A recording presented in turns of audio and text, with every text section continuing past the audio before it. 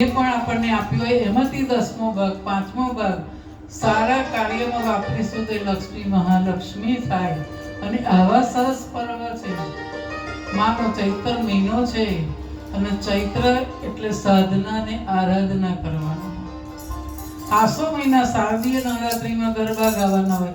ચૈત્રમાં તમે જેટલા જપ તપ આરાધના કરો, અનુષ્ઠાન કરો, ગયા જન્મનું સાથ કેટલાય જન્મનું તો ભેગું થાય છે, પણ હવે આવતા જન્મનું પણ આપણે ભેગું કરીએ છીએ. આ ભાથું એનું ભરાય છે.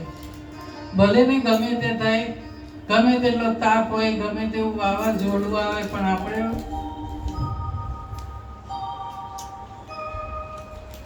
કાલે ચિંતા કરતા હતા કે કાલે શું થશે.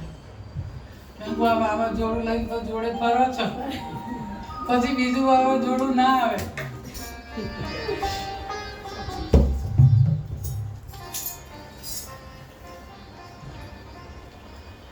એટલે કહેવાય છે કે ચોક પુરાવો, માટી રંગાવો, આજ મેરી મૈયા ઘર આएगी,